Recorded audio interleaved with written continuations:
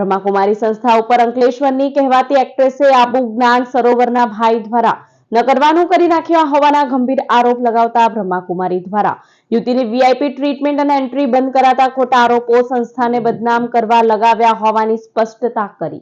ગુજરાતી ફિલ્મની અભિનેત્રી અંકલેશ્વરની યુવતીએ માઉન્ટ આબુ જ્ઞાન સરોવરના સેવકભાઈ દ્વારા તેને પ્રસાદમાં કંઈ ખવડાવી ન કરવાનું કરી નાખ્યું હોવાના ગંભીર આરોપો લગાવ્યા છે. આબુમાં સંપર્ક નહીં કરવા દેતા યુવતીએ રાજસ્થાનના ઝાલોરમાં પત્રકાર પરિષદ યોજી હતી અને બ્રહ્માકુમારી સંસ્થા ઉપર એક બાદ એક ગંભીર આરોપો લગાવ્યા હતા. માઉન્ટ આબુ બ્રહ્માકુમારી સેન્ટર પર અવારનવાર જતી અને વીઆઈપી ટ્રીટમેન્ટ મેળવતી અંકલેશ્વરની ગુજરાતી એક્ટ્રેસ મોડલને જ્ઞાન સરોવર સેન્ટરમાં કિચનમાં સેવા આપતા અમિતભાઈએ પ્રસાદમાં કંઈ ખવડાવી દીધું હોવાનો આરોપ લગાવ્યો હતો. 2 કલાક સુધી યુવતીને જે બાદ કંઈ ખ્યાલ રહ્યો નહોતો, જે ઉઠ્યા બાદ આ યુવાનને પોતાની પાસે જોતા તે ચોંકી ઉઠી હતી. મેડિટેશનની યુટ્યુબ ચલાવતા આ બ્રહ્માકુમારીમાં 15 વર્ષથી સેવા આપતા ભાઈએ તેને ધમકી આપી વિડીયો વાયરલ કરવાનું કહી બ્લેકમેલ કર્યા હોવાની પણ કેફિયત પત્રકાર પરિષદમાં વ્યક્ત કરી હતી. આબુ અને ગુજરાત પોલીસ પર પણ આ મોડલે તેની ફરિયાદ લઈ કોઈ એક્શન નહીં લેવાયા હોવાનો આરોપ લગાવ્યો હતો. मेरे पास आता है, मुझे बोलता है कि अरे आप यहाँ पे आए तो मुझे मतलब दूसरों से पता चलता है, आपने क्यों नहीं बताया. मैंने बोला देखिए मैं आती जाती रहूंगी, मेरा जैसे टाइम के हिसाब से सबको बताना जरूरी नहीं है. फिर उसने बोला कोई बात नहीं, अब मैं आपके लिए टोली लाया हूँ. ये लोग हम जैसे प्रसाद बांटते हैं ना लोगों में, तो वो टोली देते हैं, तो उसने टोली दिया. वो टोली में शायद कुछ मिलाया हुआ था 100%, क्योंकि मुझे एक्चुअली सब धुंधला धुंधला दिखने लगा. बहुत प्रॉब्लम्स होने लगी, मुझे बहुत प्रॉब्लम्स होने लगी. उसके बाद जो नहीं होना चाहिए था वो हुआ है.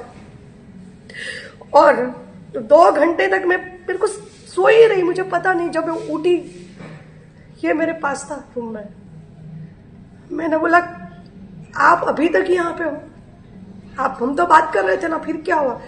ये बोलता है कि कुछ नहीं हुआ, कुछ नहीं, आप आराम करो. मैंने बोला नहीं, कुछ तो हुआ है, मेरा बॉडी बहुत पेन कर रहा है, आप कुछ गलत किया है आपने. वो बोलता है अभी आप चुप रहो, मैं शाम को आपसे मिलने आऊंगा और आपको सारी बात बताऊंगा. अभी आप किसी को कुछ नहीं बोलना, मुंह बंद रखना बिल्कुल.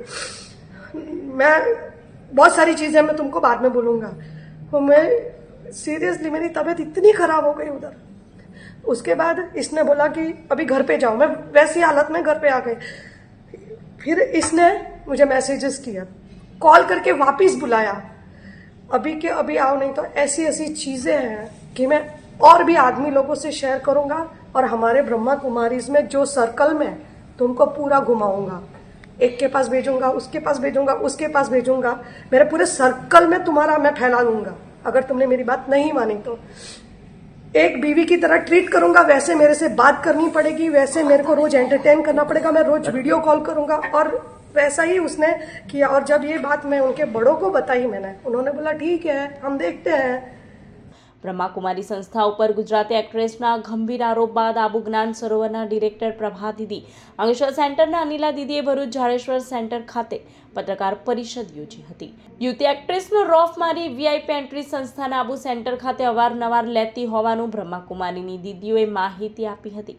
યુવતીના માતા પિતા સેન્ટર ઉપર આવતા હોય તેમની સાથે તે આવતી હતી. જો કે અંકલેશ્વર અને આબુમાં બ્રહ્માકુમારી સેન્ટર ઉપર ધાક ધમકીઓ આપવા બદલ અને તેનું ચાલચલણ સારું ન હોય તેને પ્રવેશબંધી ફરમાવી દેવાઈ હતી.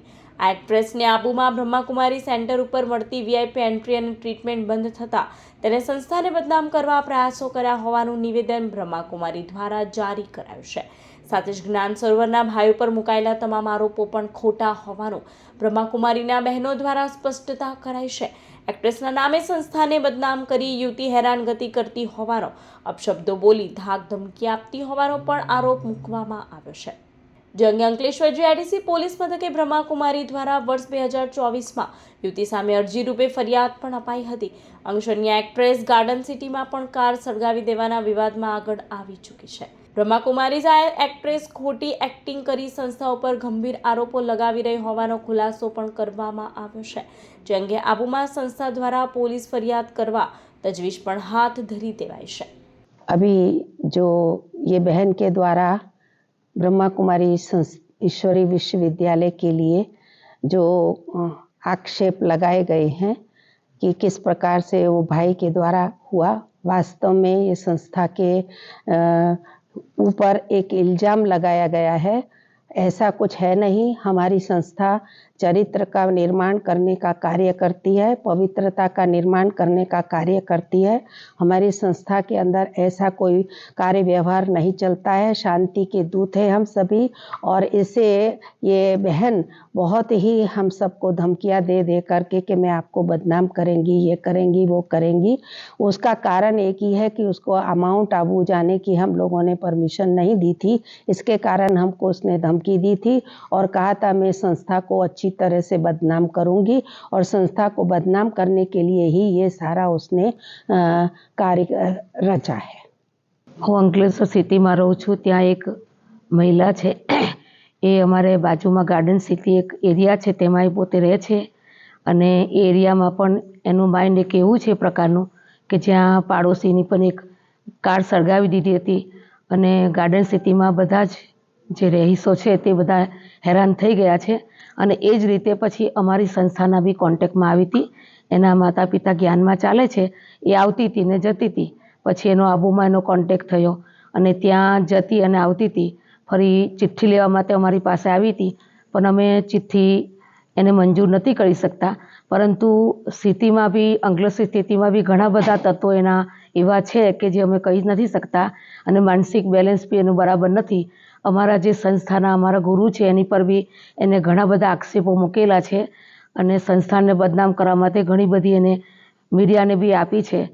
તો આપ સબને રિક્વેસ્ટ છે કે એ મહિલા દ્વારા બી તમે તમારું તટસ્થ નિર્ણય લઈને અમારી સંસ્થાને એ રિઝલ્ટ સારું આપી શકો એવી અમારી નમ્ર વિનંતી છે।